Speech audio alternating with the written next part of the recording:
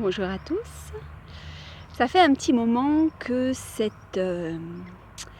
thème me trotte dans la tête, le thème de la parole.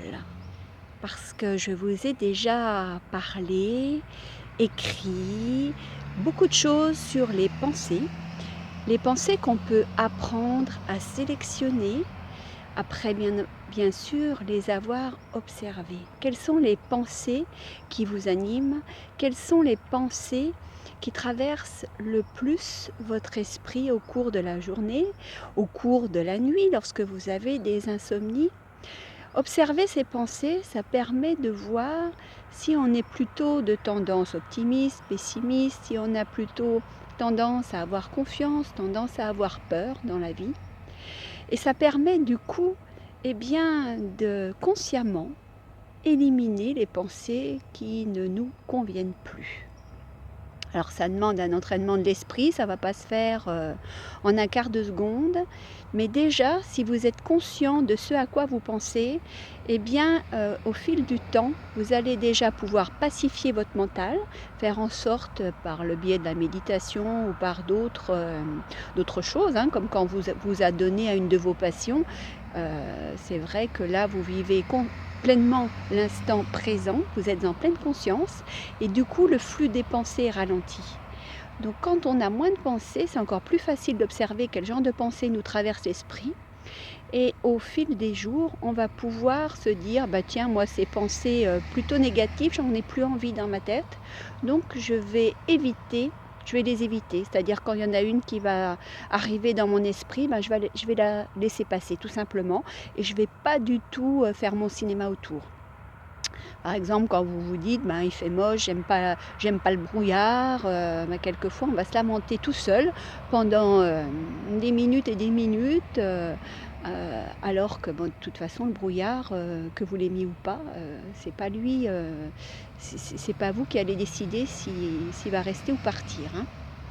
Donc quelquefois on se fait son cinéma, comme je dis, c'est-à-dire qu'on pense à des choses complètement inutiles et pas du tout fécondes.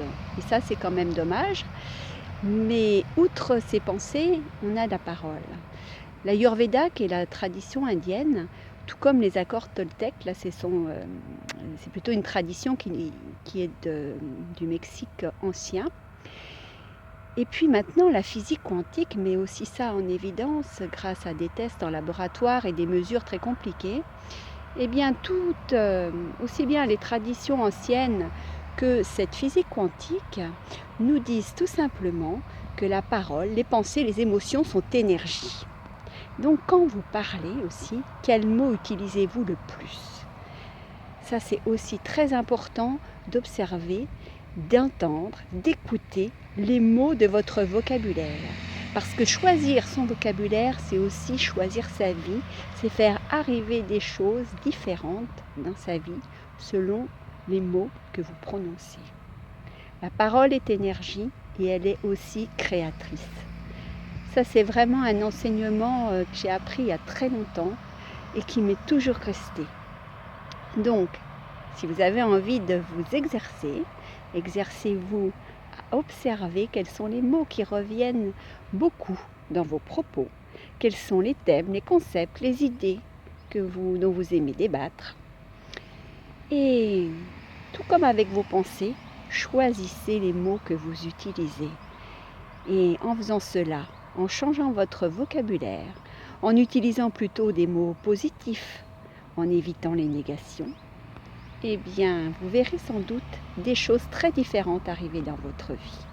Alors n'hésitez pas, essayez, parce que tout ce que je vous raconte dans ces vidéos ou dans mes articles, il ne suffit pas de m'écouter, de me lire et de me croire sur parole. Moi, ce que j'aimerais surtout, c'est que vous expérimentiez, que vous pratiquiez, que vous fassiez votre propre idée de tout ce que je peux vous dire et que vous preniez, ça et là, ce qui vous convient le mieux. Voilà, écoutez, je vous souhaite de prendre le mieux soin de vous. Au revoir, à bientôt.